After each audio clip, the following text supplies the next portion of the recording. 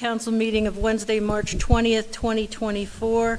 President Flores, members Brzezinski, Nelson, Schaaf, Titus, Troop. Mr. Witherspoon is absent. Saunders?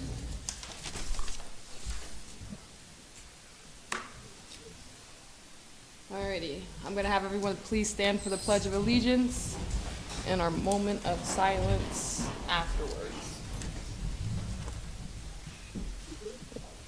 I pledge allegiance to the flag of the United States of America and to the republic for which it stands, one nation, under God, indivisible, with liberty and justice for all. And now we'll take a moment of silence before we get started. And we will continue. Thank you. Motion to accept the minutes from the March 6, 2024 City Council meeting and bills for payment on March 22nd and 28th. Members Brzezinski, Nelson, Schaaf, Titus, Troop, and Flores.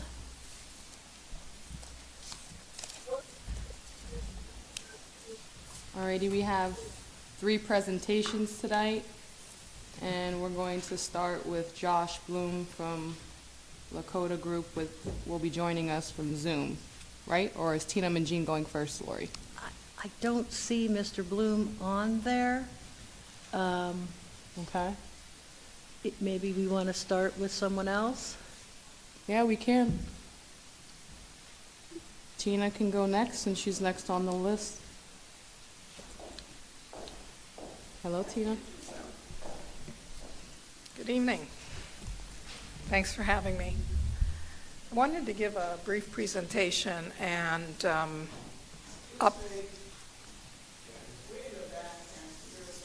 Is that mic on?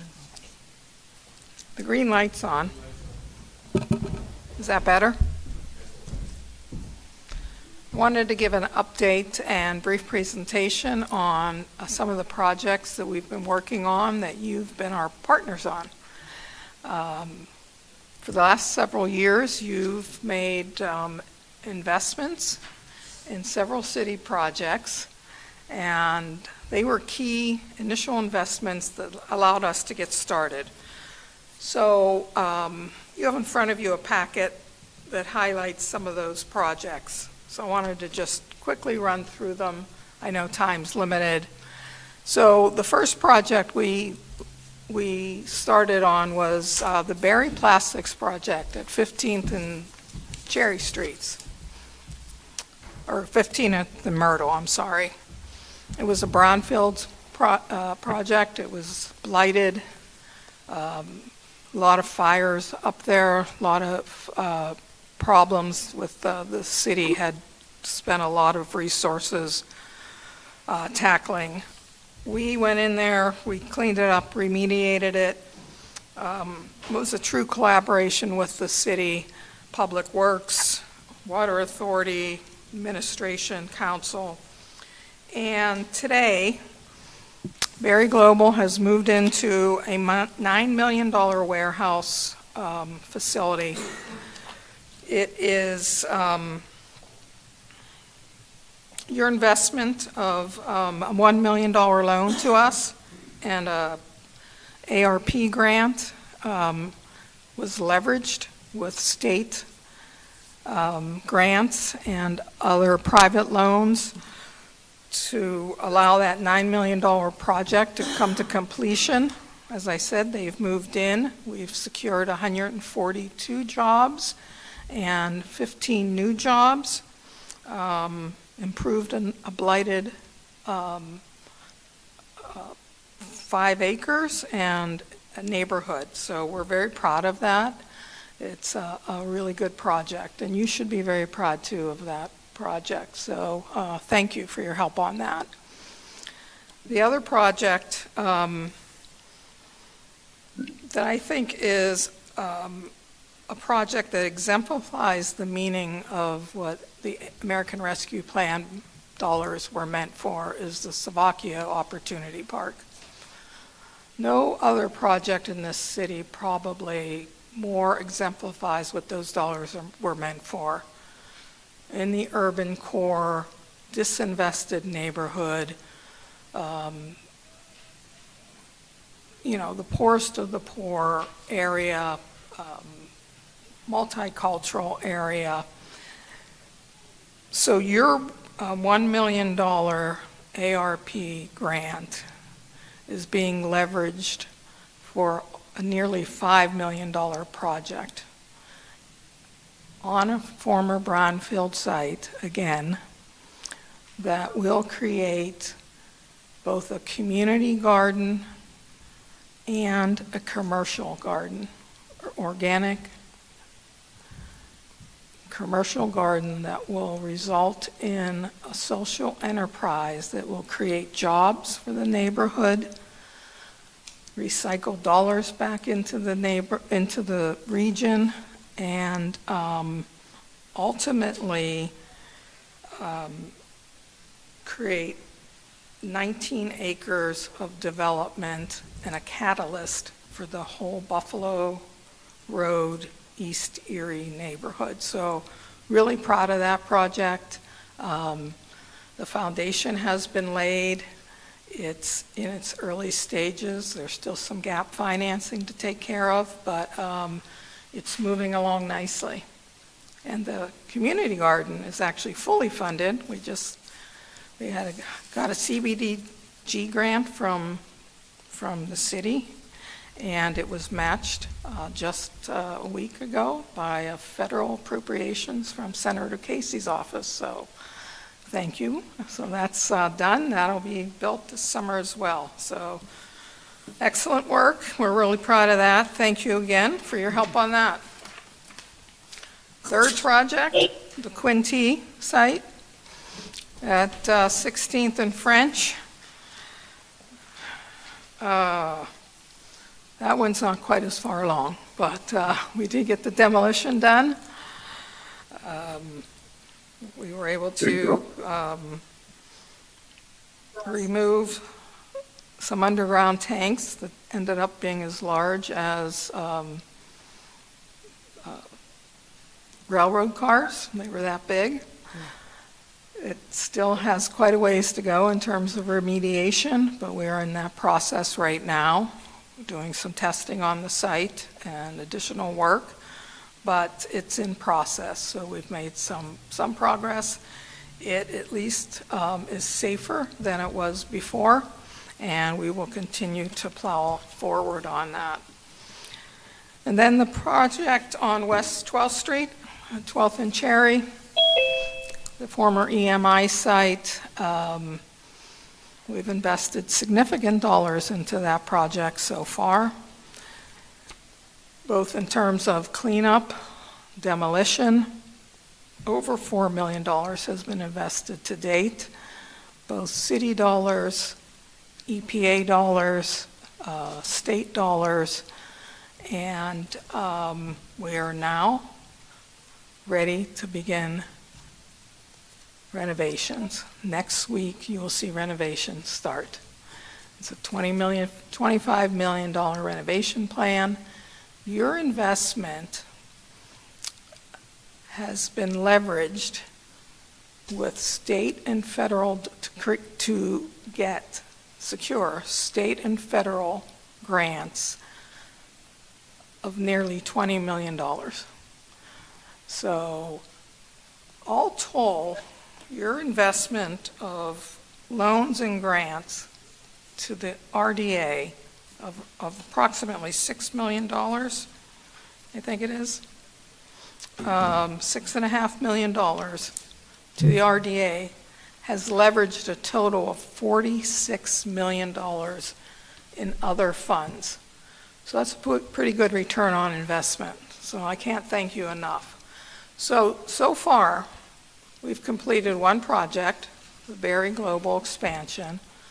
We've got two projects in motion, Savacchio and the Quinte project, and the third project in motion, EMI site, is now in its renovation stage.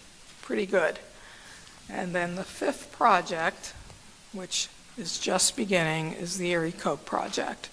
And I bring that up, not asking you for any money, but I just want you to know that our commitment to projects in the city continues. The Erie Coke project, as you know, will be a major undertaking, and it is something that we are committed to, working with the Port Authority on. Probably will take decades, and the only thing I'll be asking you for in the near future will be letters of support. So, but Letters of support are easy, and I'm happy that the Coke plant has come back to the city, and we have that with the Port Authority, so hopefully they're able to, hopefully they're going to be able to clean it up. We might not see it, but it'll be you might. an You're young. asset. for the Yeah, future. no, it's important that we have local control, Right. and that's what I'm we worried about I think it was that. 12th and Green Garden. 12th and Green Garden. You have a question, Ed?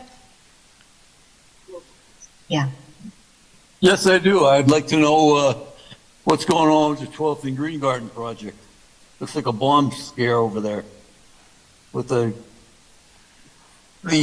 eclipse coming in and things like that. It's a terrible eyesore. And I've asked questions for the last month and a half. That was sold and is in private hands right now, Mr. Brzezinski. Well, you gave them the money, so you should have some private hand in it too. You can't, I'm not going to get the name out, but you can't call the guy and have him at least put a sign there on the corner saying future construction sites, just so that the people who are coming into our town in Grove could have something to say about it. That's all I'm saying. Well, I'd like to see more accountability and more transparency. we did not give them the money, the RDA, but I will make a call. I do know who owns it, and I will try to so encourage do I. him. I will try to encourage him to take some action. Thank you, Tina. All right, thank you. Thank you. I just want to say thank you again for all your support as council. Greatly appreciate it. Well, we're happy to see the investment that's happening for the future of the city, so thank you.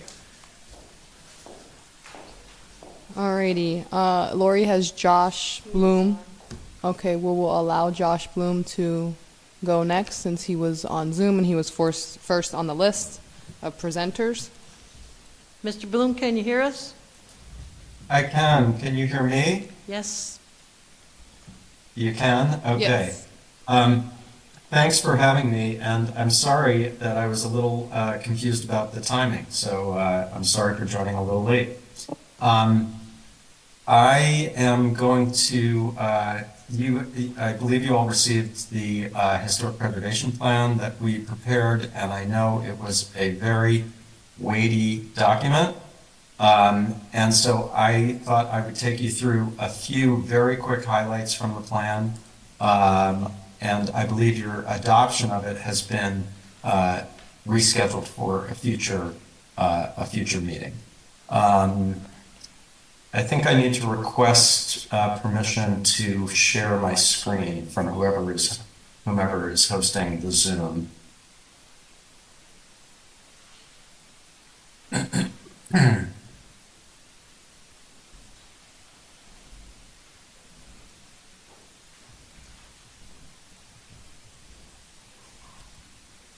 Let's see. Sorry about this. Lori is, I think, making that happen.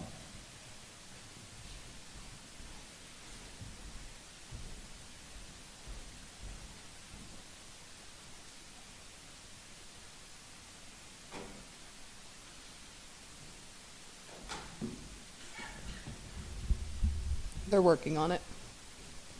Okay. You may or may not know I'm coming to you from the other side of Pennsylvania. I'm sitting here in Philadelphia. Oh, that's a long drive, 8 hours. It's a long drive. I've done it several times during the course of this work.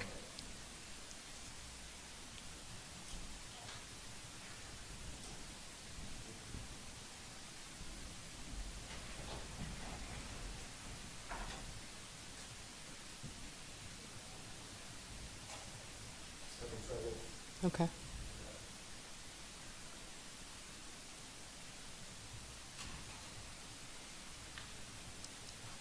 It's lit green.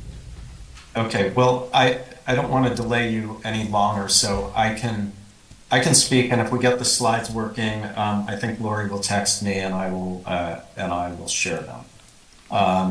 This plan has been over a year in the making, and we came to Erie a number of times, saw every neighborhood and virtually all of its historic resources.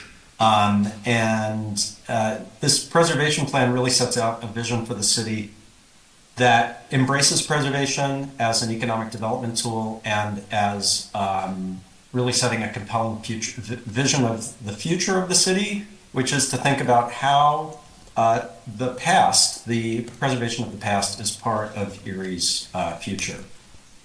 We looked at the full gamut of types of resources from buildings from archaeological resources to religious buildings to homes to industrial heritage. And there's a whole timeline of Erie's history in the report, which you can look at. We looked at all 6 of the National Register districts and the 24 National Register listed buildings and structures in the city. Preservation has been slow to coming around to embracing the importance of intangible cultural history. And so the plan also looks at that, the immigrant history of Erie and all of the many cultures that are manifest, not just in the people who live there, but in its historic resources and its festivals and in many other ways.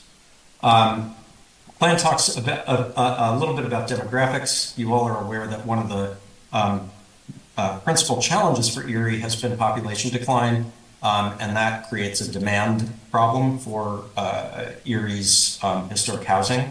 I think the good news is for many cities, for many mid-sized and smaller cities, that this movement toward remote work and people being able to live in places that are more affordable and have a higher quality of life works in Erie's favor. I'm an example of a remote worker working for the Lakota Group, which is based in Chicago. We also looked at housing occupancy and owner occupancy and how that can be strengthened, and some preservation tools for working on that. I'm sorry that you're not able to see the slides, but I'm sort of using them as prompts for myself. We looked at demographics and race and ethnicity across Erie's historic districts. And it's interesting, and I think a positive finding, to say that the population, the racial and ethnic population of Erie's historic districts actually pretty closely mirrors the population of the city overall, which I think is a positive reflection of preservation. The Historic Review Commission, of course, was a central part of the plan and a part of its recommendations. And I'll just get, as I sort of bring this toward a close, I'll just list a couple of things that are kind of the overarching themes of the plan. One, first is to identify Erie's, more or all of Erie's historic and cultural heritage, and part of that is through survey work, which is part of the recommendations. 2 is telling Erie's diverse stories. 3 is protecting and conserving places through clear and understandable policies and procedures for protecting those resources. 4th is investing in historic assets and stimulating investment in Erie's historic residential and commercial assets. 5th is engaging the community, making sure that the community understands the value of preservation and how it can be used as a tool to strengthen Erie's economy. And 6th is managing the program, so fostering an effective preservation program that can really carry this forward. We set out a couple of initial goals for the first year. Well, we set out goals for 5 years, but in the first year, which is the only one that I will talk about here with you, is the importance of strengthening the operations of the Historic Review Commission through hiring a historic preservation planner, which I'm happy to celebrate with you, has been done, and I've been in touch with Heather, and that's great. Training of that staff, and continuing the survey and documentation with the Pennsylvania SHPO and other partners. And again, emphasizing community engagement so that the full city of Erie is really brought into this process and really kind of understands and adopts a preservation ethos for the city and its many benefits. And with that, I would welcome your questions. And again, I'm sorry that the AV didn't work. I can send the slides to you to be distributed if that's helpful. Yeah, can you please just have an email sent over to the ladies in the clerk's office, whether it's Lori or Aaron? That way council can see the slides that we didn't get to see. I know we had the plan Yes. sent to us previously, so we all have a digital copy of it. And if we need a Yes. hard copy, we just have to ask for it, because I think we have 2 books down here, but We can are get trying- more. We can get more if we need them for council. So just let Lori know, everyone on council, if you need a plan to review in hard copy. Thank you. Okay, and I will say the slides, and I will send them over, are really a direct excerpt from the PDF that you have of the preservation plan. Thank you. Alrighty, I My think pleasure. Thank you for having me. you are very welcome. Thank you for joining us all the way from Philly. Have a good rest of your day. Okay, you as well. Take care. Alrighty, and the last one for presentation is going to be with Mr. John Oliver from Visit Erie to speak on the solar eclipse, which will be happening on April 8th. So I wanted the city of Erie to have a little bit of an education on what to expect and what to, prepare for, I guess. Thank you. Good evening. My name is John Oliver. I'm the president and CEO of Visit Erie. We're Erie County's destination marketing organization. We're less than a month away from Erie's total solar eclipse on Monday, April 8th. Erie is the only major Pennsylvania city lucky enough to be in the path of totality. Erie will not be in another path of totality until 2144. So this is truly a once-in-a-lifetime event for all of us who are here. This means the eclipse chasers from all over are expected to visit destinations in the path of totality. That includes Erie. As anticipation and excitement build, the region braces for an influx of visitors eager to witness this rare celestial event. An estimated 56,000 to 200,000 visitors are anticipated to travel to Pennsylvania, with the majority heading north to Erie. If Erie sees even the low number of projected visitors, we could become the 3rd largest city in the Commonwealth for that day, and possibly doubling in population, and making it Erie County's largest tourism-related event in history. The eclipse presents the perfect opportunity for the Erie community to come together, put its best foot forward to welcome eclipse visitors and make this event a shining success. In an effort to bring the community together in a fun and an engaging way, Visit Erie created the Shine campaign. What I'm going to describe to you, we have on cards. I've put these out at the front on your information desk for people to get. It's 5 simple things residents can do to ensure the community is prepared and at its best. S, schedule your appointments for another day. Do you have standing appointments? Do you have activities that day? Look at your calendar now and consider rescheduling or even going virtual, if possible, with your planned commitments. Normal routines will be disrupted by heavy traffic. If you must go out, allow for extra time. H, have a plan. Get gas and groceries in advance. Those potential 200,000 visitors are going to need to fill up before heading home, especially considering projected traffic delays. Think about your weekly routines and try to complete those tasks like getting gas, going to the grocery store, or picking up prescriptions ahead of time to avoid crowds. Inform yourself and others. Know what's going on. Whether it's an Eclipse event or one of Erie's many attractions or restaurants, educate yourself on everything visitors can see, do, and experience. Let's be proud Erie advocates and show our visitors, many of them first-timers, what a great time, and encourage another visit. Tell your family, friends, neighbors, and visitors what makes Erie so special. And navigate traffic. Stay off, or don't. Stay off major roadways. Leave the interstates to our visitors and consider witnessing the total solar eclipse from your own backyard. The sun will be high enough in the sky and above the tree line that virtually anywhere in the county would be a good viewing spot. To put traffic delays in perspective, imagine being stuck in Peach Street traffic all day long. We have heard that in previous events down in Nashville, Tennessee in 2017, there was congestion in some areas for 12 hours. They said in one place it took 3 hours to go 30 miles. So it is something that we're encouraging people, if you don't have to, don't go out. If you do, take the back roads.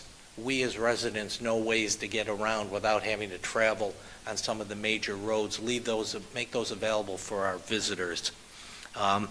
Enjoy the moment. Erie's lucky to be part of this. This truly, as I mentioned, is a once-in-a-lifetime moment that we all want to enjoy. Let's create an atmosphere of kindness, positivity among neighbors and visitors alike. Smile, extend acts of thoughtfulness, keep our region clean, and offer assistance wherever possible.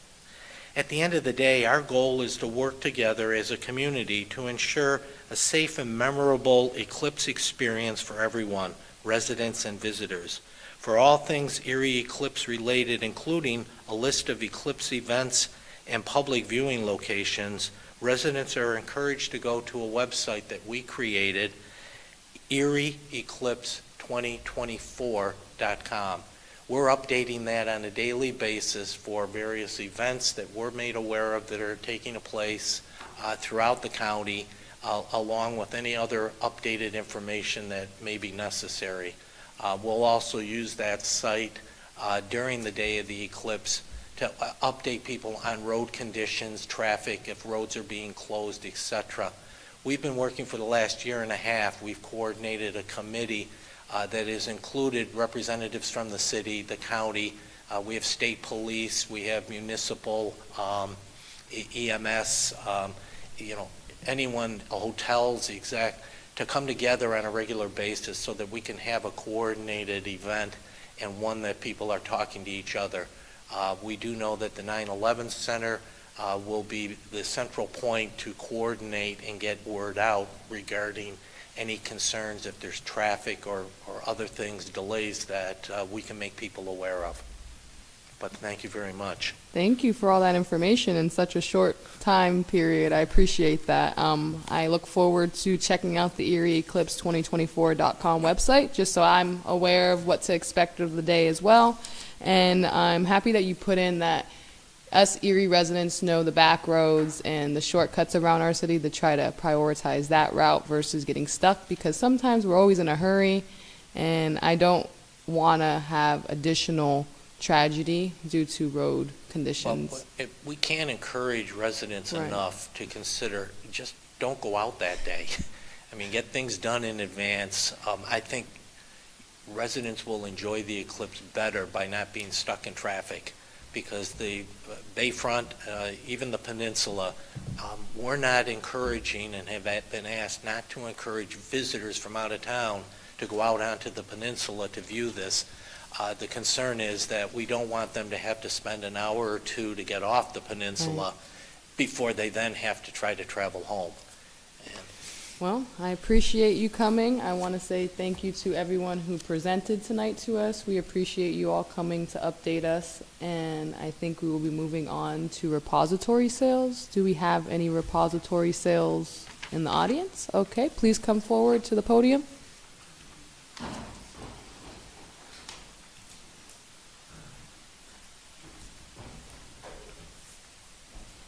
Good evening.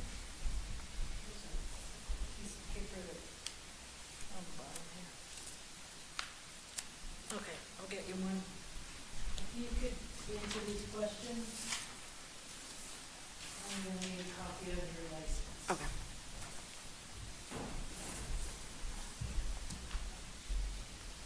Alrighty, What's your name? Ryan Feaster. And do you live in the city of Erie? I do. Oh, nice, okay. What's the property? This is 935 West 17th Street. What was that address one more time? 935 West 17th. Thank you. Is the property vacant or does it have a structure on it? It's completely empty right now. Okay.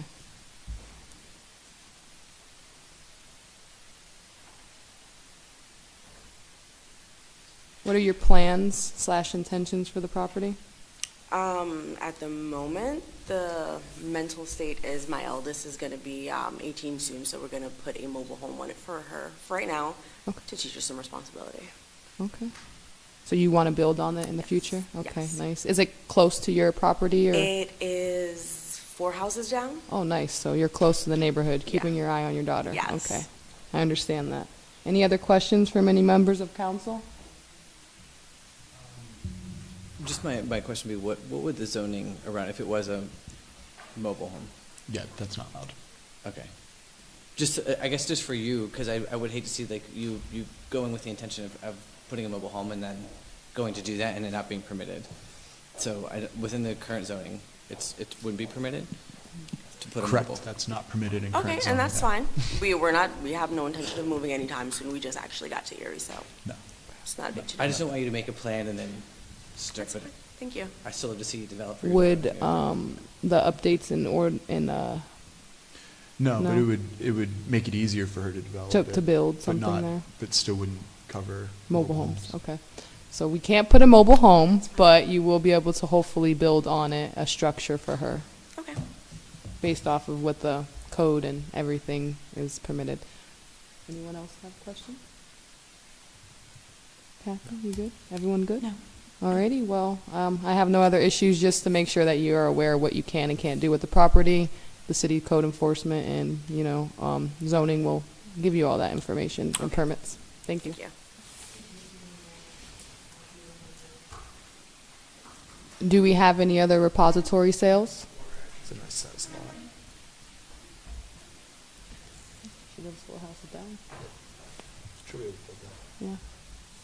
I mean, it's a couple tiny small houses or whatever. Do we have any other repository sales? Going for the good of the order one last time. Do we have any repository sales? I hear none. We will be moving on to citizens to be heard. If you will line up on your right side of the room, cameras are correct on being on the left side, and we will go one at a time. Each resident gets 5 minutes to be heard. Please state your name and municipality in which you live, and we will listen to our residents. Thank you. My name is Freda Tepfer. I live in the city of Erie, and I want to be clear that unless there's some special occasion when I'm in a different role, I speak as an individual when I stand here. So I listened to the CDBG, if I'm getting that right, study session today. Only $25,000 was requested for parks. I was kind of like, what? I think, I have said this before, I don't think the Parks Department is in the right place in the city, being under Public Works. I think they're kind of an orphan there. I think the city should, I don't know, should it be its own department? Should it be under planning? But it's, there's some really wonderful people in Public Works, and some people I liked less who are gone now. But where's the parks plan? We kept hearing about a parks plan, And where is the sidewalks at Baldwin Park that should be triggered by all the money spent in the park? We've got lousy broken benches there in Baldwin Park. We spend all this money on pickleball, but we've got lousy broken benches. The Parks Department could have put in some money towards the restroom. I don't know if it's eligible or not, but I'm just kind of horrified that they only, and there are sidewalks. I know I talked to Leanne Parmenter. Many of the parks have no sidewalks around them. That is such low-hanging fruit for the city because they own the right-of-way. They own all the property around the park. Brave Bender Park doesn't have. There's some of the parks on the east side, a bunch of them. Baldwin Park could use some sidewalk.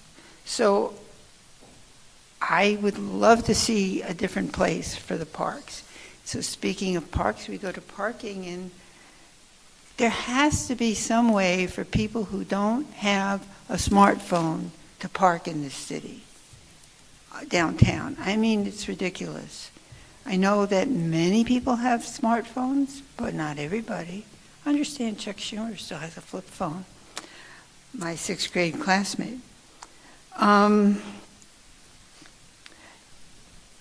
So I have been a contributor to many code enforcement complaints, some of the same ones repeatedly.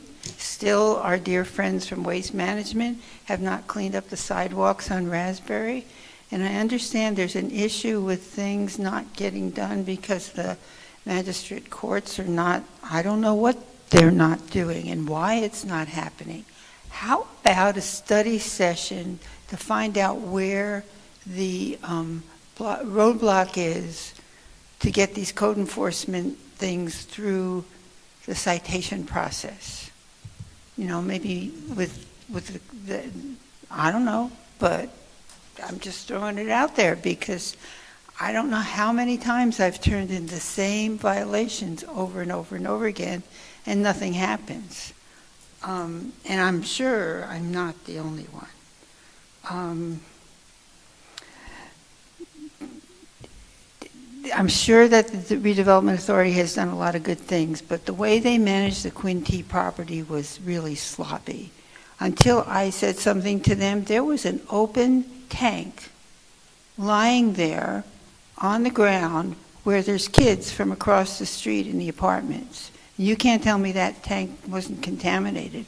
And I don't know what kind of soil is still left there on site that is open for the kids who live across the street to hang out in. So I'm concerned about that.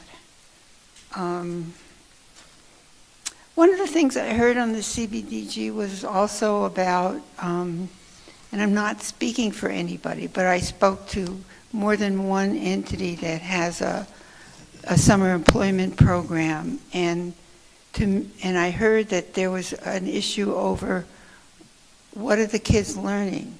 The kids are learning how to hold a job, for gosh sakes. Isn't that a deliverable by itself? I was concerned when I heard that. Again, I think it's really important for us to have bathrooms, at least in Perry Square and other places. And where's the ARP money for that? Where's the CBDG money for that? Thank you. Thank you, Freda.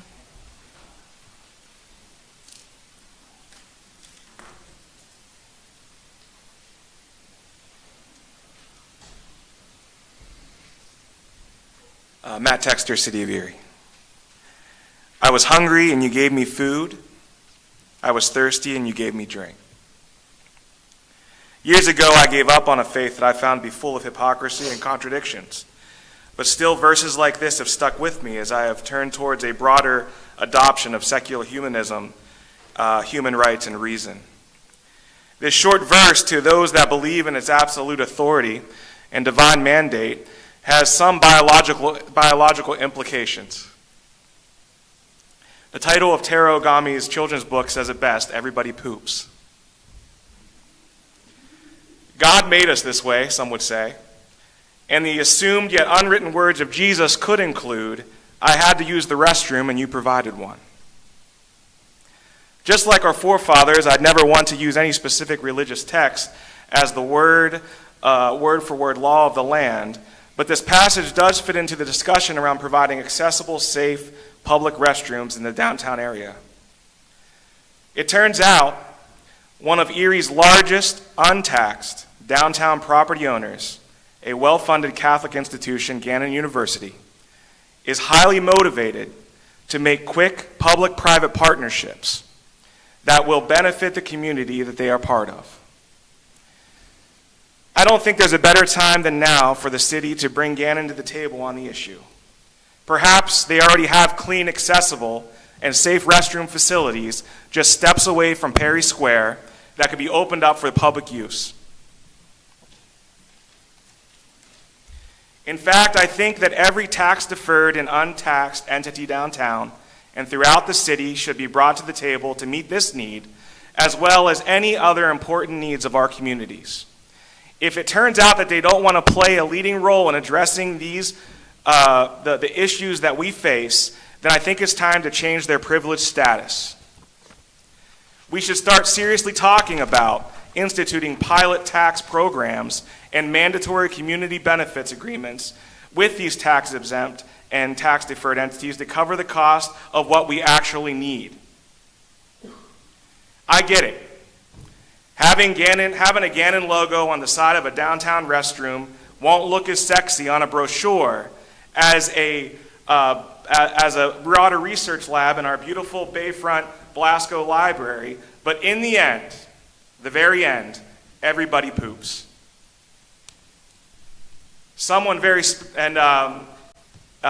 According to at least one book, someone very special has already asked, "Where's the restroom?" Thank you.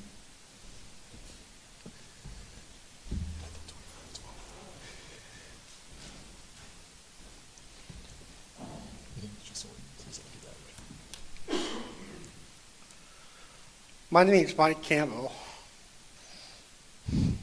This is my first time doing this. And Mike, do you live in the city? yeah, I live in the city. Okay, thank you. Go ahead and continue. Kind of nervous. I got a power chair over there.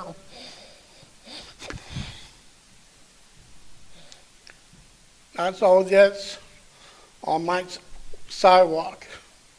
A park bench is blocking a sidewalk. I called the city about it. They told me they're going to have somebody to remove it last week or a couple of weeks ago. It's still there. I had to go around East 13, just go downtown because of the park bench. I saw a lot of stuff on the sidewalks needs fixed. And a couple of times there's on the East 12th Street, there's a little lump on the sidewalks.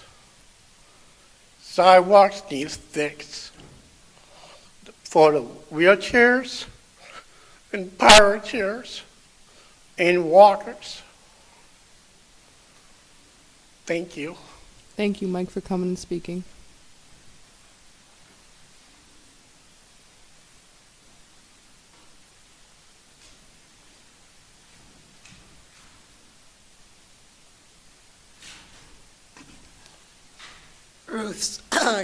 Ruth Swanee, City of Erie. I spoke to you 2 weeks ago.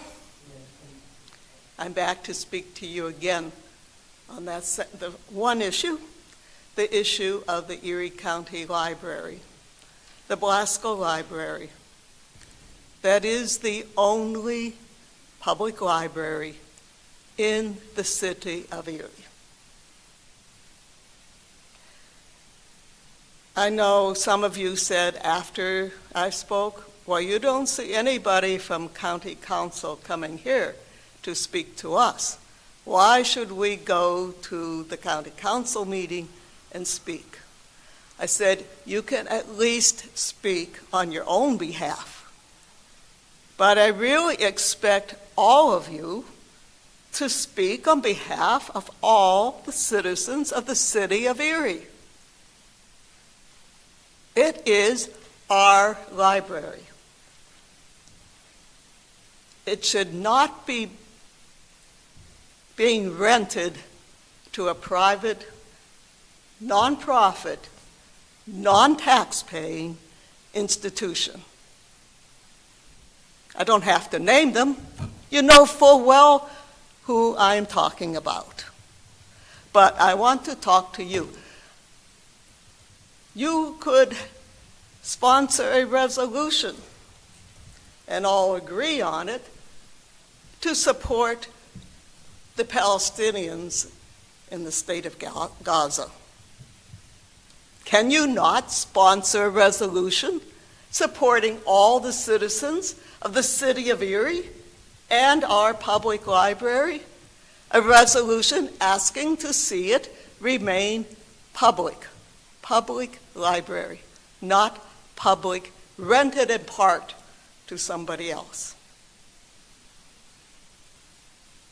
Please do this.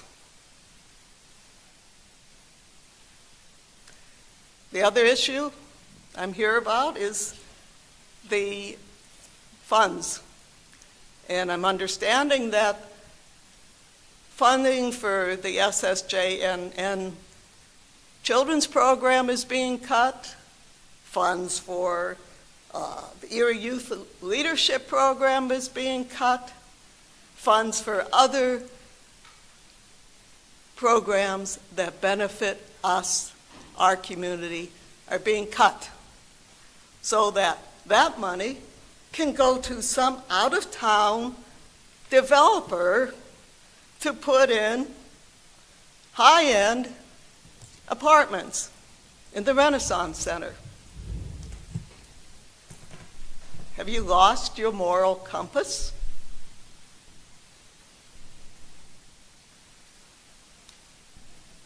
Thank you. Thank you.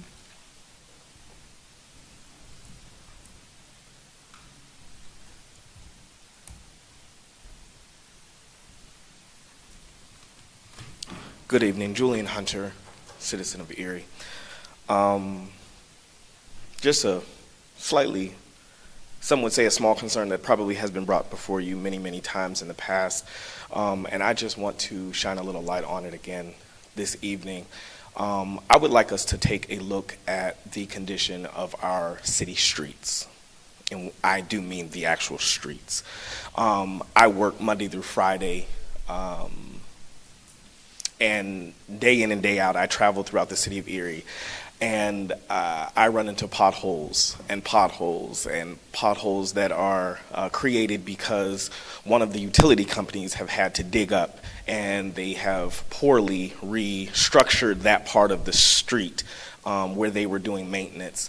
And after being pulled over by police officials a couple times because of my swerving, it was due to trying to avoid potholes. I know it is a privilege to be able to drive. I know it's a privilege, first of all, for me to even have a vehicle. It's a privilege for me to drive on the city streets. However, I do not, or other citizens don't intend on spending excess amounts of money as far as maintenance to my vehicle/vehicles because of the conditions of the roads. And I understand that this is something that will not necessarily or cannot necessarily happen overnight. And I also understand that we can only fix streets during certain months of the year due to where we live. But just hearing the testimony of the gentleman sitting to my right, as far as the sidewalks are concerned, those are a concern as well since he mentioned it. However, I would just like us to take retrospect, take a survey. If my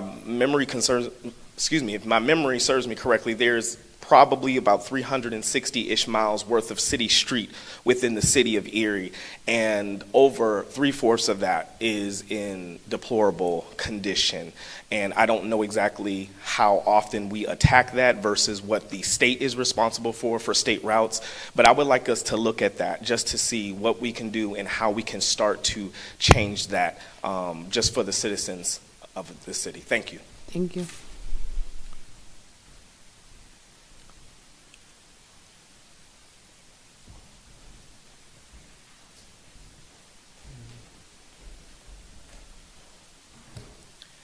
The Very Reverend Melinda Hall, City of Erie. So there are 6 words that the mayor mentioned on the website that are the mission of the City of Erie: build opportunity, restore hope, transform Erie. A wonderful 6 words. However, I rise to speak about the recent discussion on the CBDG grants, and I wonder whether they accord with said mission or not. Because building opportunity seems to involve a lot of our nonprofits who do a lot of good work in this city. And without the assistance they offer to some of our citizens who have the deepest need, those citizens will not get ahead. Then there is no opportunity for them. To allocate funds away from programs that aid the poorest among us is poor form. It doesn't build opportunity, it destroys opportunity. Restoring hope. Not granting funds to help rehab for women or the youth who live in the area that the Sisters of St. Joseph operate within, to not fund the Youth Institute, that doesn't speak of hope. That's disinvestment. It's disinvestment in all of our futures because it's a disinvestment in the youngest people among us. The future of Erieites lies in investing in these communities, and the folks who live in these communities served by these institutions will never own any sort of condominium or apartment or whatever in the Renaissance building. So that doesn't restore hope, it engenders hopelessness. And if you want to transform Erie, transformation, of course, is to make a drastic change in the appearance, the form, or character of something. And the question always is, in what direction are you making the transformation? A change in character would be to invest in the poorest parts of the city. A transformation in character would not be to continue on some of the cronyist tendencies that we are aware of, but to not to stop investing in the people who need the funds the most. A change in form would be listening to our nonprofits who do so much of the work on the ground. Listen to the people who need these funds. The question isn't whether Erie is being transformed, it is, slowly, by a lot of these agencies who do the work, by a lot of good outside investment that's happening, by a lot of people like Gannon or Erie Insurance. This stuff is all wonderful, but this is a question about these funds that should be allocated in a particular way for a particular purpose to help the people in our city who need it the most. So don't undermine them. So I would beg of you to consider the current suggested allocation of those block grant funds. Thank you. Thank you.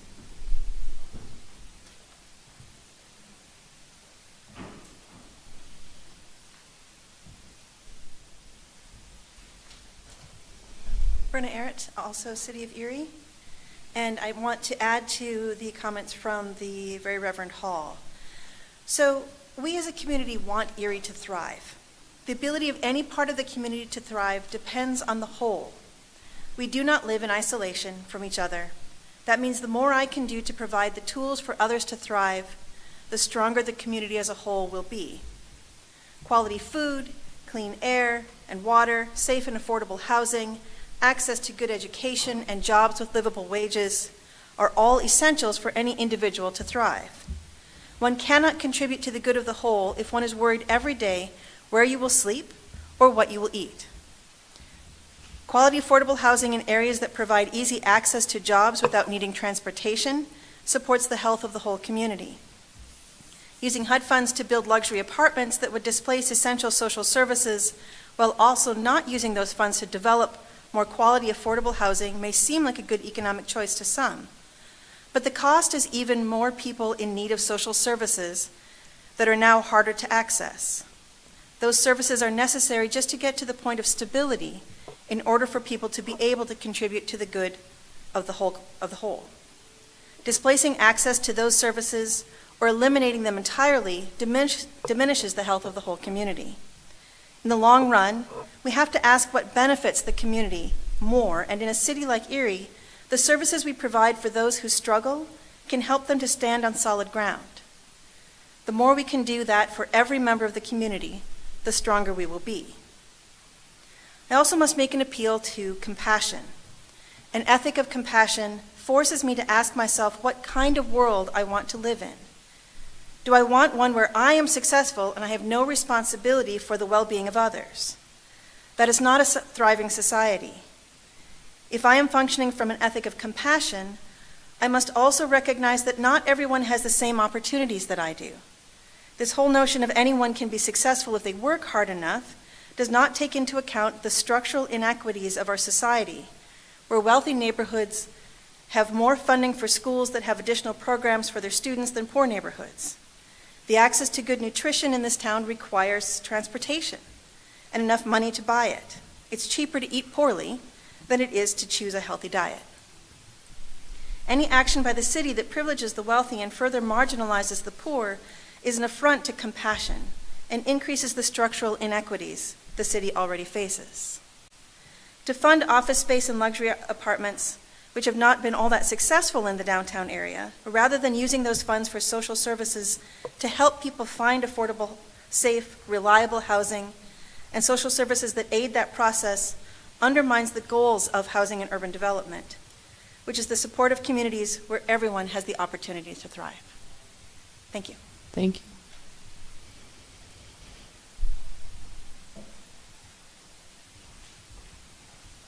Good evening, Susanna Faulkner, City of Erie, speaking as an independent citizen. After watching last night's study session about the use of CDBG and home funds, I was quite frankly concerned. For folks who don't know, these federal HUD funds, Housing and Urban Development, are the single largest investment that the City of Erie receives for affordable housing. We receive anywhere from $4 to $5 million every year that then is broken down into a bunch of different grants to support things like home rehab, various nonprofits, as well as the administration of our city's DCD office and department. So in our city's 5-year plan, which we are currently in our fourth of 5 years, there are 4 intended outcomes that the city has declared. Provide decent, affordable housing, provide a suitable living environment, increase home ownership, and end chronic homelessness. So as I'm watching the study session last night and hear that 15% of total allocations is being recommended for a private developer from California, Oz Operator LLC, for renovations to Renaissance Building, I was extremely concerned. It will be great to revitalize another area, an anchor building of downtown. That's fantastic. However, these funds are the largest source of affordable housing funds that we get as a city. So why is a private LLC that has already secured $45 million in private equity and bank loans needs $600,000 from our city CDBG funds? It just simply doesn't make sense to me as a grant administrator. Also, the total project cost is $50 million.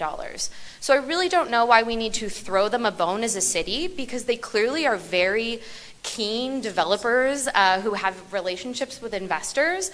Why do we need to give them $600,000 to complete luxury apartments and condos and offices as well as hospitality when these funds, like the city has said, are meant to go to decent and affordable housing, suitable living environment, increasing home ownership, and ending chronic homelessness?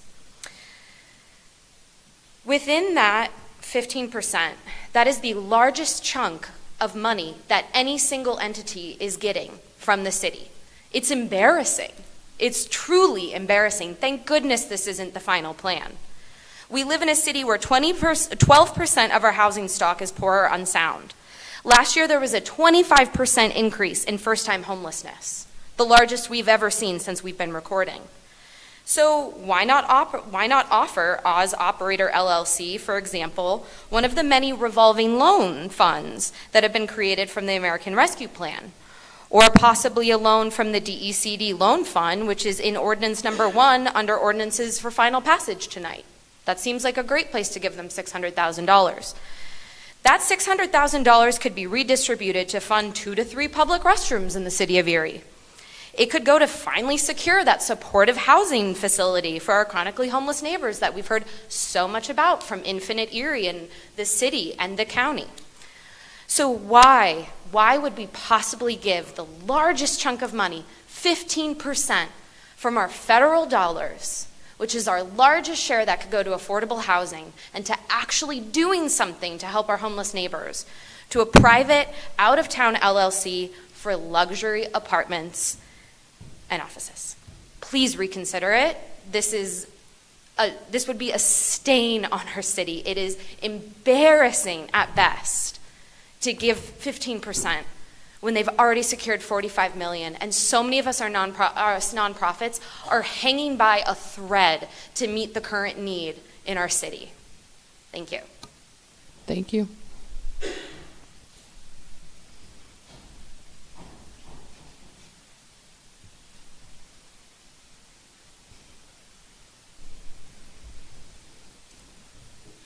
Gretchen Fairley, City of Erie. Along with all the others, I'm here tonight to express support for the local agencies that may need to reduce their services for Erie residents if City Council votes to reallocate more than $500,000 to go to an out-of-state developer for a downtown real estate project. I work for the Erie Field Office of the U.S. Committee for Refugees and Immigrants. Some of you still know us by our previous name, the International Institute of Erie. While this agency is not on the chopping block tonight, our neighbor across the street is, the Sisters of St. Joseph Neighborhood Network. And funding cuts to them will have a ripple effect that's bigger than just their agency because of the ways that we all work together. The number one collaboration between our agencies right now is the SSJ's bike program. The sisters provide free bicycles to neighbors, many of whom are newly arrived refugees. Most refugees land here with just one suitcase in hand, but they have big dreams for their future in Erie, despite all the hurdles that they face in starting their lives all over again. And a bicycle may be the only way that they will be able to start their first job or to get to school or to get to childcare. So the SSJ's program, with very simple, low-tech, humble bicycles, is actually an enormous economic engine for Erie, both in terms of personal empowerment and also in terms of the dozens and dozens of local businesses who need workers and employ newcomers. Downtown development is important too, but there are plenty of other players and private investors in the real estate world who can source their own capital from the for-profit sector. Please retain the integrity and the purpose of these public funds to serve Erie residents in need. Thanks. Thank you. Do we have any other citizens who would like to be heard tonight? Do we have any other citizens who would like to be heard tonight? And for the good of the order, do we have any citizens who would like to be heard tonight? I hear none. Lori, we may move on. Ordinances for final passage. Council file number 16421, official ordinance 9/2024, an ordinance appropriating the sum of $2,500,000 from unappropriated and unanticipated revenue for the expenditure thereof from the general fund balance and will be transferred to the DECD loan fund. Sponsored by Councilmember Schaaf, seconded by Councilmember Troop, that council file ordinance bill number 16421 and now known as official file ordinance 9/2024 be finally passed by City Council. Council members Brzezinski. Before I speak, I just want to make a comment. if I can. This is Go about ahead. transparency and accountability. I Go ahead. love being called a partner, but a partner is somebody who is in the process, not told how good we did after they did it. So I am voting no on this. Thank you. Any other comments from council members? Alrighty, Lori, go ahead. Councilmember Nelson, Schaaf, Titus, Troop, Flores.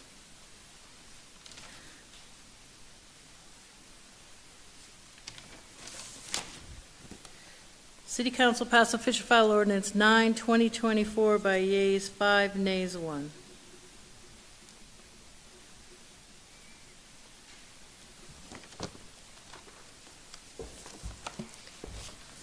Council file number 16-422, official ordinance 10, 2024, an ordinance appropriating the sum of $1,250,000 from unappropriated and unanticipated revenue to be received from the City of Erie General Fund and utilized in the City of Erie Business Development Fund.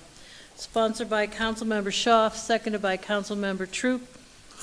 The Council file ordinance bill number 16-422, and now known as official file ordinance 10, 2024, be finally passed by City Council.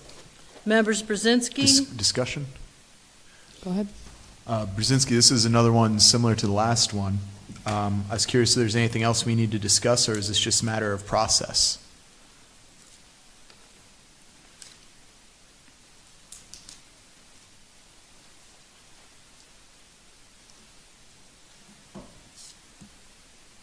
You're still muted.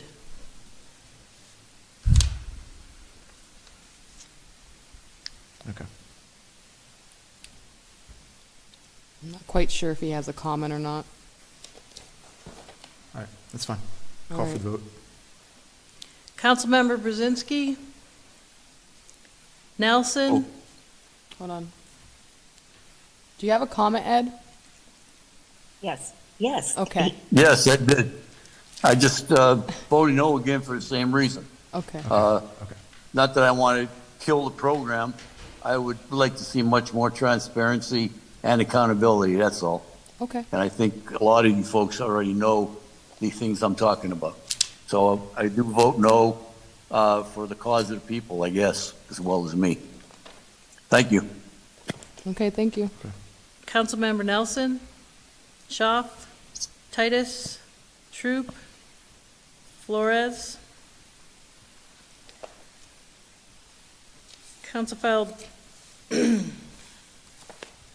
bill number 10, 2024 passes finally by yeas 5, nays 1.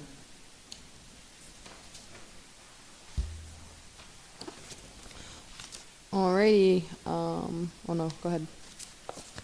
I'm skipping your part, Lori. I know, I'm going slow. Council file number 16-423, official ordinance 11, 2024, an ordinance amending Article 952, honorary renaming of streets, secondary street signs, to simplify the process of renaming streets in the city of Erie. Sponsored by Councilmember Troop, seconded by Councilmember Titus, the Council file ordinance bill number 16-423, and now known as official file ordinance 11, 2024, be finally passed by City Council. Members Brzezinski, Nelson, Schaaf, Titus, Troop, Flores. City Council passed official file ordinance 11, 2024 by yeas 6, nays 0.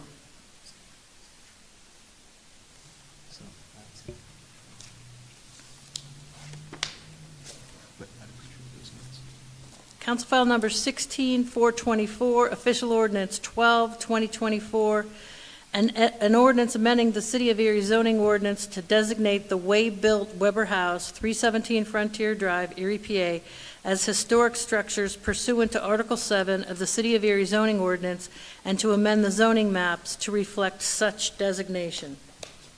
Sponsored by Councilmember Nelson, seconded by Councilmember Titus, that Council file ordinance 16-424, now known as official file ordinance 12, 2024, be finally passed by City Council.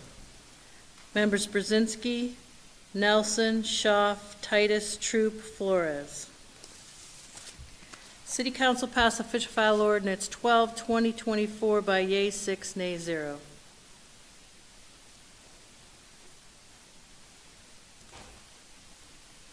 Council file number 16-425, official ordinance 13, 2024, an ordinance appropriating the sum of $1,250,000 from unappropriated and unanticipated revenue to be received from the City of Erie General Fund and utilized in the City of Erie Urban Core Economic Recovery Fund. Sponsored by Councilmember Schaaf, seconded by Councilmember Troop, that Council file ordinance bill number 16-425, and now known as official file ordinance 13, 2024, be finally passed by City Council. Members Brzezinski, Nelson, Schaaf, Titus, Troop, Flores. City Council passed official file ordinance 13, 2024 by yea 6, nay 0.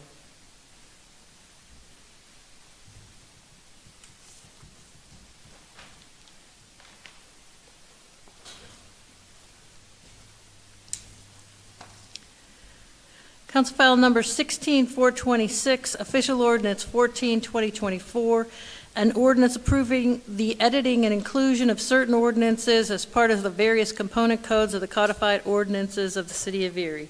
Sponsored by Councilmember Flores, seconded by Councilmember Schaaf, the Council file ordinance bill number 16-426, and now known as official file ordinance 14, 2024, be finally passed by City Council. Members Brzezinski, Nelson, Schaaf, Titus, Troop, Flores. City Council passed official file ordinance 14, 2024, finally by yea 6, nay 0.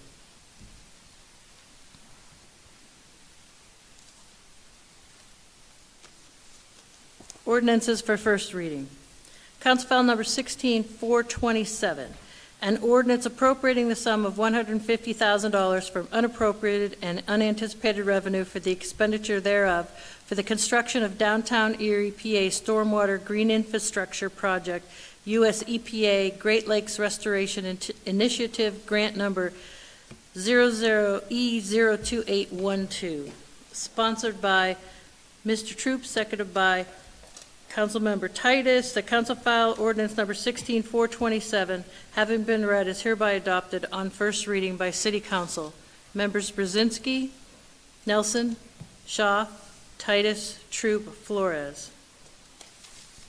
City Council read and adopt council file ordinance 16-427 by yea 6, nay 0 on first reading. Council file number 16-428, an ordinance appropriating the sum of $169,700 from unappropriated and unanticipated revenue for the expenditure thereof for the purchase of 5 code enforcement vehicles and related equipment through the Pennsylvania Department of Community and Economic Development, CEAP grant numbers C000-88291 and 88292. Sponsored by Council members Nelson, seconded by Council member Schaaf. The council file ordinance number 16-428, having been read, is hereby adopted on first reading by City Council. Members Brzezinski, Nelson, Schaaf, Titus, Troop, Flores. City Council read and adopt council file ordinance 16-428 by yeas 6, nays 0 on first reading.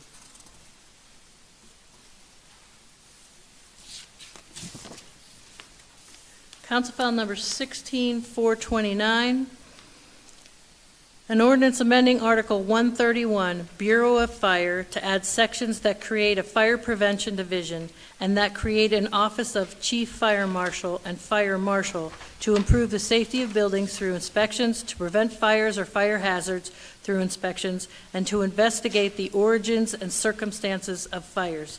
Sponsored by Councilmember Schaaf, seconded by Councilmember Brzezinski. The council file ordinance number 16-429, having been read, is hereby adopted on first reading by City Council. Members Brzezinski, Nelson, Schaaf, Titus, Troop, Flores. City Council read and adopt Council File Ordinance 16429 by yeas 6, nays 0 on first reading.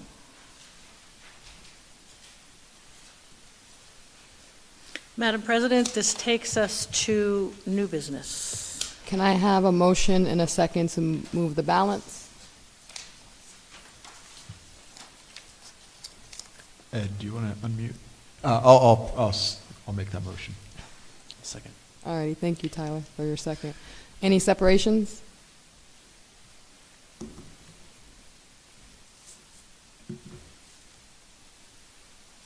No separations? No separations tonight, guys and ladies and everyone? Moving the balance of the agenda, members Brzezinski, Nelson, Schaaf, Titus, Troop, and Flores. Resolution passes yeas 6, nays 0. Madam President, this takes us to committee reports. All righty, we will start with Tyler and work our way down. Okay. I mean, if Ed would like to go first, since he's on Zoom and it's a little bit chaotic, then he can go first. I just wasn't sure how his tech is right now.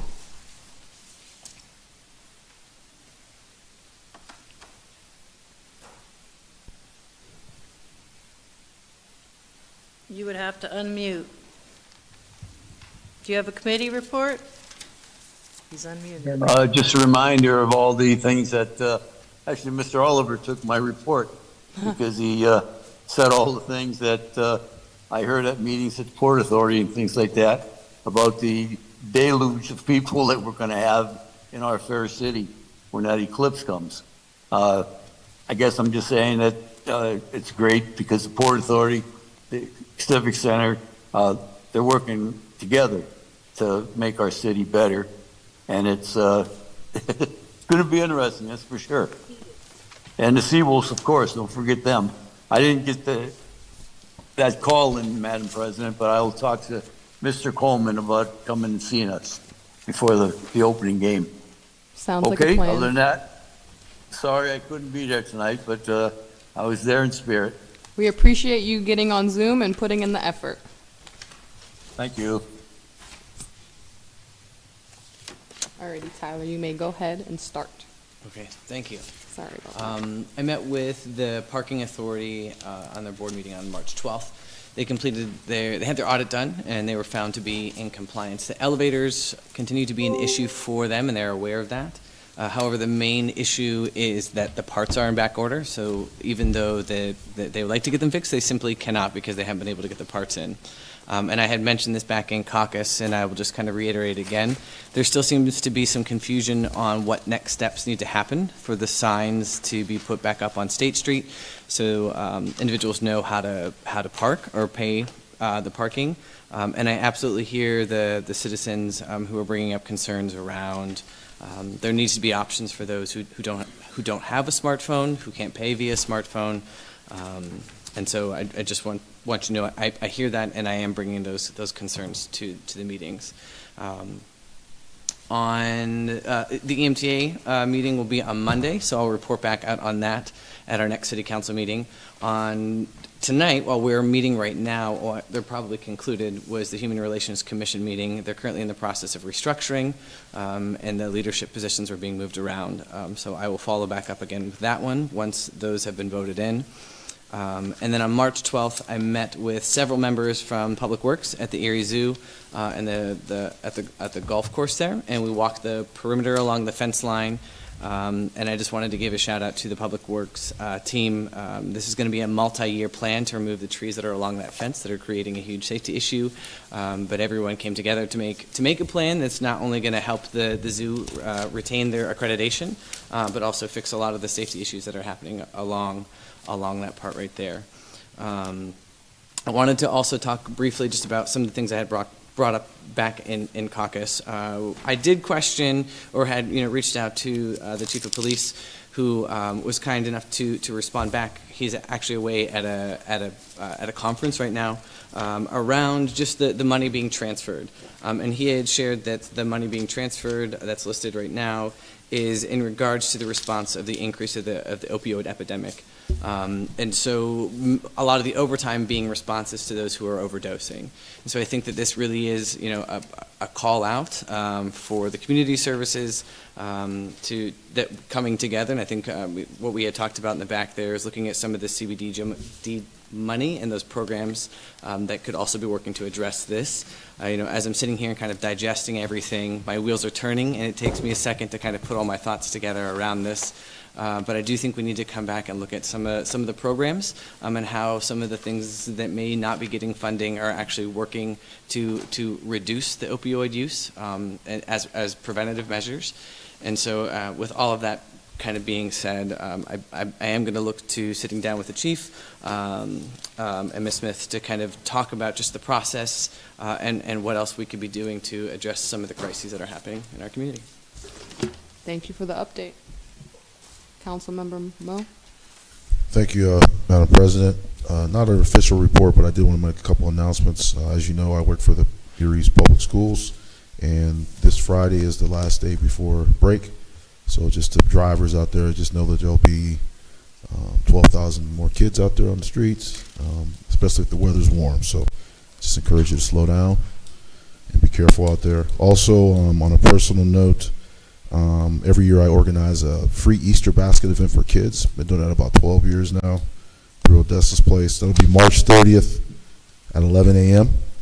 If anybody wants to volunteer or donate a basket, or just let families know who need baskets. Usually we pass out about anywhere between 400 and 500 baskets every year. So thanks to all the community members who donate, businesses who donate towards it. And that's March 30th at 11 a.m., 628 West 18th Street. Thank you. Councilmember Nelson? Thanks. Yesterday was a planning commission meeting. I followed up with staff and members of that commission afterwards. They reviewed the historic plan that we'll be voting on next meeting, and the zoning resolution that was put on a couple months ago. I'm really looking forward to that, hopefully moving along. And there was some discussion about that after the meeting. I brought up a couple weeks ago Home Rule Charter, and that continues to, the big thing for it is that if the city was to explore such a thing, it's important to get strong expertise. So I'm going to be reviewing a proposal from that to bring in that expertise to review our current charter and what the potential options are if we were to explore a more dynamic and responsive charter for our city. As far as a couple community events, I think there was a couple of us that did Read Across America over at Grover Cleveland. I was doing the same time as the mayor, so we ended up walking out together, but my class really wanted him instead of me, so he came back to the class and then signed autographs, which then led to me signing autographs, and his handwriting's much more legible. He even gets that V middle initial in there. His looked much better than mine. And then better penmanship back in the day. Yeah. Well, the penmanship, and then two other community events. Tomorrow is the comedy night for the Upper Room. I chair the board for that, so that's a pretty exciting thing for that comedy night. And then April 2nd, Lieutenant Lennox and myself will each be boxing Bizarro Brothers to raise money for addressing homelessness. If anyone's looking to go to that event, knock out homelessness, if you want to see me fight a former world champion, or if you just want to see me get punched by one, I think that's probably the better selling point. Those tickets are still available till the end of the week. But make sure you buy them under my name so that I get the points instead of Tom, so that I beat him in the challenge.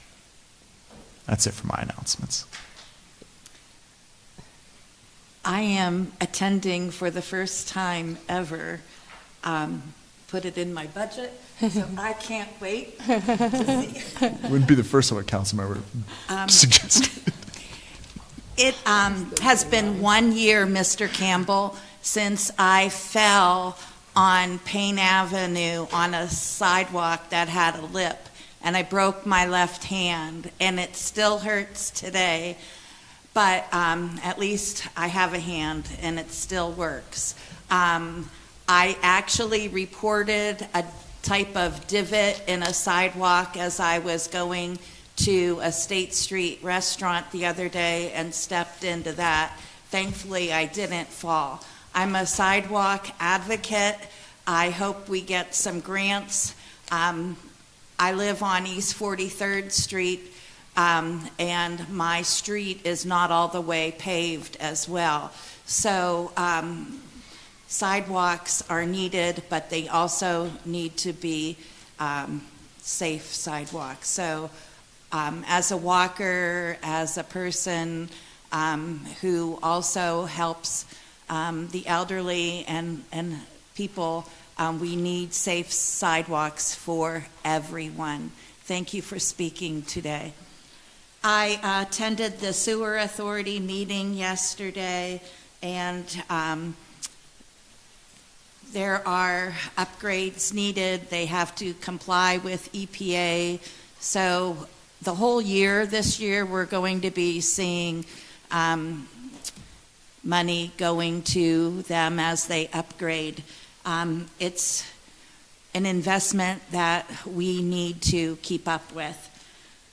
I went to the Planning Commission meeting and was excited to see that Benjamin Wiley Charter School is interested in the purchase of all of the Holy Family areas for their use. So I actually walk through that neighborhood as well, so that will be a nice investment.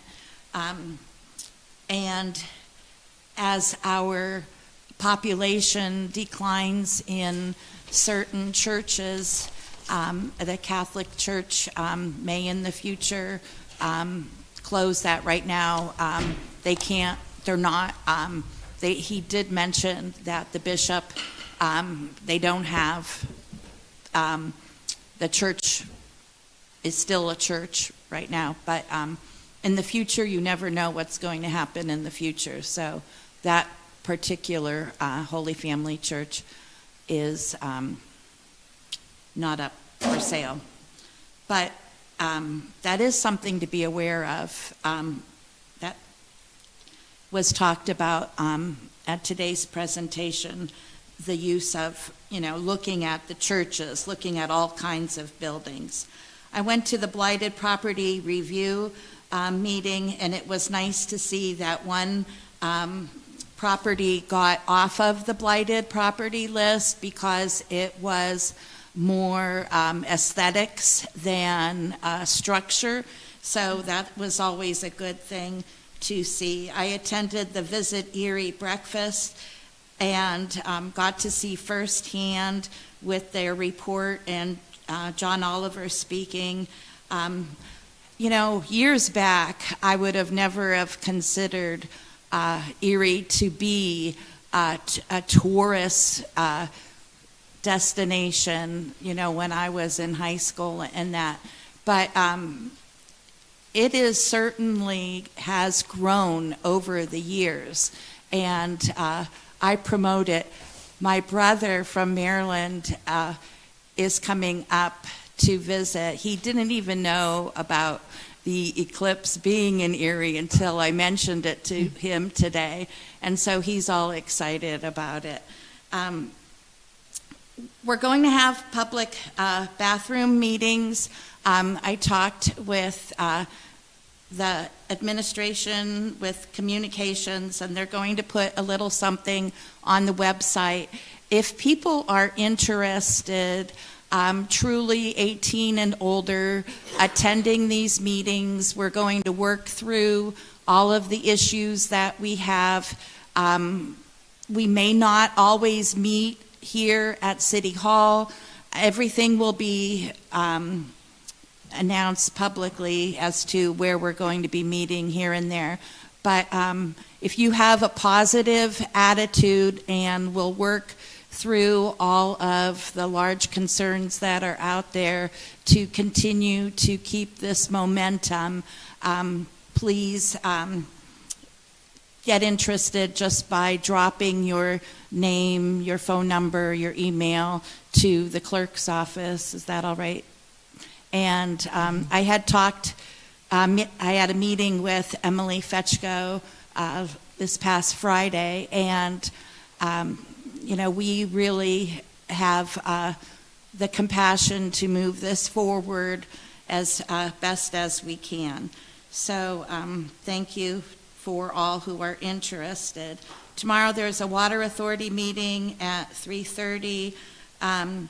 So far, Ed Kissel's like the only one I see at the Sewer and Water Authority meetings, but he has historical knowledge. And if you go to these meetings, and 10, 15 years from now, you'll have historical knowledge. So that's how you invest in your community, by attending public meetings. So thank you. St. Patrick's Day Parade was so awesome with such beautiful weather, and here it is, the first day of spring, and it's like winter. But that's Erie. So I saw where there's a 12th Street reimagined at 10 a.m. on March 27th at the Haggerty Center. That's also a public event, Mayor Joe? Thank you. But that's it. Thanks. Alrighty, and I think Tyler had one more thing he wanted to comment before I gave my committee report. Yes, thank you. Just real quickly, I always forget to mention this. The nonprofit that I am honored to serve at Compton's Table, we have two programs that are going on right now. We have a True North program, which is an independent living program. It's an 8-week cohort, completely free for queer youth or queer young adults. And in this program, we teach everything from how to write a resume to how to find an apartment, how to apply for a job, how to find housing. And it's open to anybody who wants to attend. You just sign up online. And then we're going to also have a name change clinic on April 13th. The amount of barriers that happen, not just that are cost prohibitive, just for individuals who are trans or gender nonconforming, in order to apply for housing, apply for student loans, apply for a job when their presentation doesn't align with their legal name is astronomical, especially in the state of Pennsylvania, since we do not have a non-discrimination law. So we are offering a free clinic to help with the legal name change process. We'll walk you through not just on how to get your name changed at the courthouse, but how to update your driver's license, your birth certificate.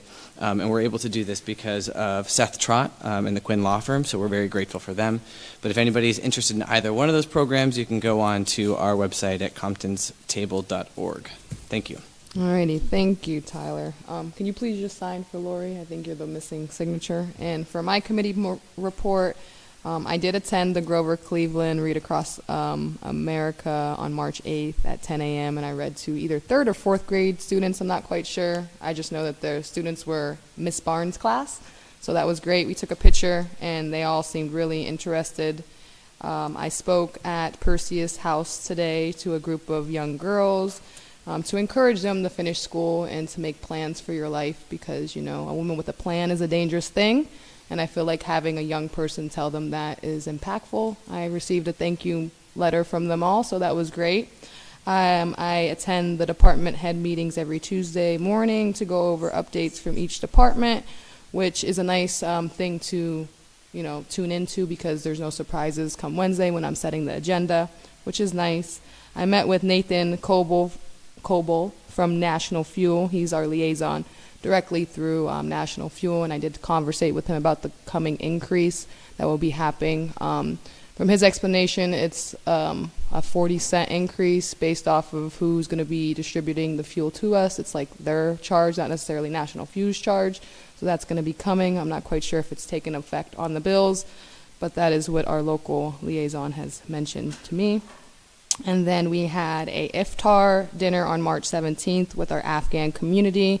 It was very inspiring to be invited to break a fast and break bread with community members. I always enjoy being invited to dinner with community members, because it really shows how inspiring different pockets of our community can be to all of the city residents.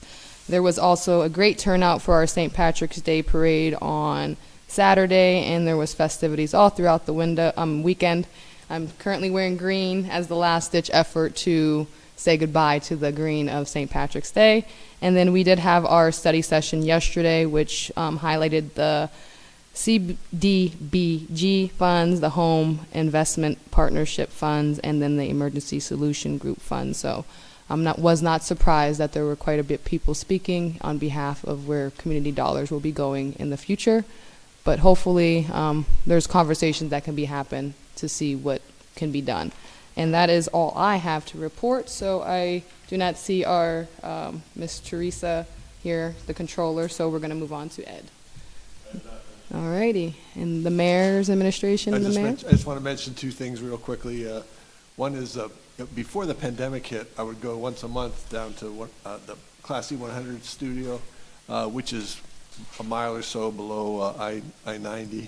And I hadn't been there in a long time, and they're starting to try to get me back in. The thing that amazed me was how snowy it was once you got south of I-90. I mean, my car was sliding all over the place. I was a little concerned driving.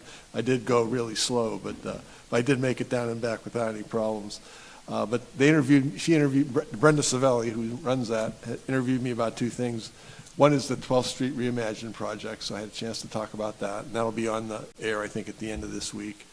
And then she asked if there's anything else. I said, can we talk about the eclipse on April 8th? And so we spent some time telling people about that, and again, trying to encourage Erie residents to stay at their homes. Don't travel, because the travel is going to be really difficult.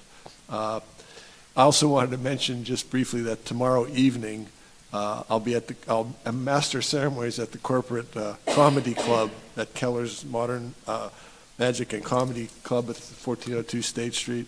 And the presentation starts at 7, and it'll be done by 10. I hope it's sooner than that, because I might fall asleep there if I have to stay that long. But so I just want to make sure you're all aware of that. And thanks very much. Keep up the good work. Thank you, Mayor. All righty.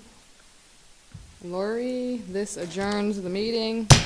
City Council adjourns at 8:09 p.m.